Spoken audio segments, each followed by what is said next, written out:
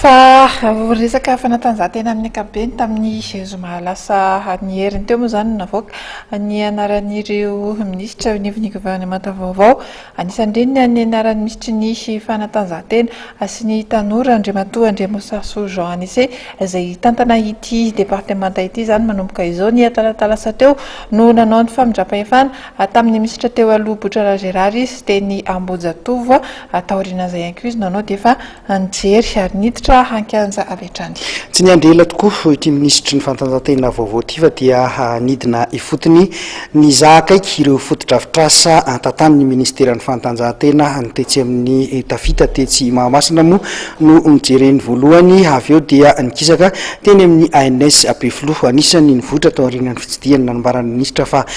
anamboatra kianja filalaovana fotodrafitrasa ampanatonina manakaiky ny vahoaka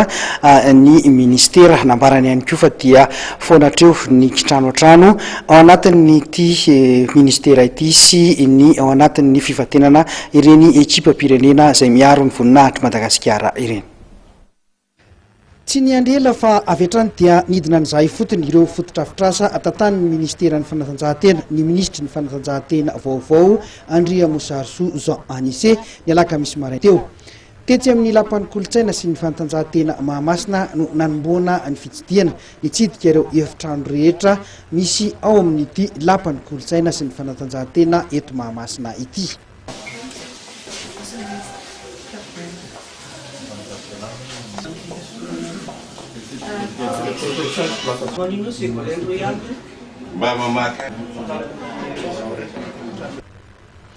Ny fanandrify indrindra tamin'ny fanazarantena ny ekipa pirenena malagasy eo amin'ny taranja handball izay hiatroka lalao raraisam-pirenena ny fitsidihan'ny ministra tetsy amin'ny lapan'ny kolotsaina Mahamasina nisy arak'izany ny afatra nomeny tamin'ireo mpilalao ny taranja handball izay manomatena. Avany ihany na hoe zanaky ihany na hoe dia leo izy mandefa le mahay be eto ajany zay foana zany tsy izay matetika fa matetika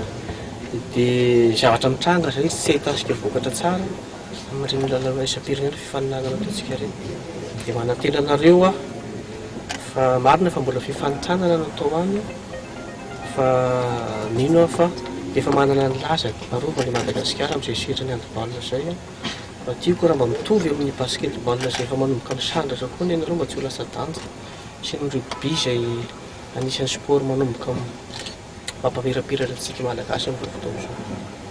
Dia mino fa tsy andaraka io be an'izao anareo mbola lavitra moa ny fotoana fa dieny izao dia ny fiomanana no atao tsara. Teny amin'ny ANS Ampefilo indray ny fitsidihana ny tapany faharoa izay nanazavan'ny ministra ny mahazava-dehibe ity ivotera-panofanana ity ny Académie des Sports no avokafoka mampandroso ny fanatanjahantena hoy izy ka mila hatsaraina ity fotodrafitrasa ity anaraka ny fenitra iraisam-pirenena. Ireo mpiara-miombonanto ka kaiky amin'ny ministeran'ny tanora sy ny fanatanjahantena zany izay ho ny andro an'io. Ny teo amin'ny fotoana tapany voalohany moa dia tao amin'ny tafita izay mitantana ny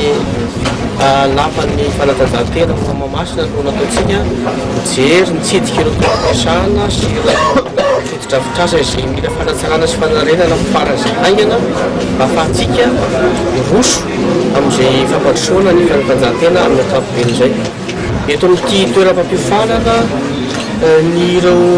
mpanazatra na koa ireo mpitantana eo anivon'izay sendra fanatanjahantena izay dia irahantsika mahita satria ity toerany ity dia ato ihany koa no nametrahana ny ireo mpianatra fanatanjahantena zany ary misahana andraikitra be dia be ity toerany ity satria ato no tena itoerany avokafoka ny fampandehanana ny fanatanjahantena malagasy. Ka ity toerany ity dia hisy fanamboarana goavana izay tsy maintsy fataontsika na fanorenana trano anatina ngeza be izay fanaraka amin'ny filan'ity toeram-pampifanana ity zany ary indrindraindrindra ny fanatsarana ireo fotodrafitrasa efa misy amin'izao fotoana izao raha tsy teny afa-tsy ny piscine olympique ohatra dia maika zany ny fanarenana ny système chauffant io piscine io mba tsy hisian'ny fikatoanana io satria raha tianatsaritsika amin'izao fotoana izao rehefa tonga ny vanim-pianandirina dia mikatona io pisinoa satria mangatsiaka moa ndrano tsy azo anoana fepetra-takina amin'ny ara-pitsaboana ny zava-tsotra dia maika dia maika zany a izay asa fanarenana rehetra izay a ka rehefa tafariny izay a dia meo ihany koa moa zany a ny mbola avy ny tafa sy ny fampidinika tamin'ireo mpampianatra ny fitoeram-pampianarana ity zany zahay a fanome toky amin'izareo a izay hoe fampandehana satria ireo mpampianatra reo dia mihina ihany koa manamafy ny fahaiza-manao ny mampitombo ka misy maromaro amin'izy ireo no ezana ho alefa anovo anitana fahaizana zany a any ampitan-dranomasina any misy amin'izy ireo alefa any Los Maurice misy amin'izy ireo alefa any Canada arakarak'izay a fahitana ny fanarify amin'izay a sy ny hoenti-manana ihany koa.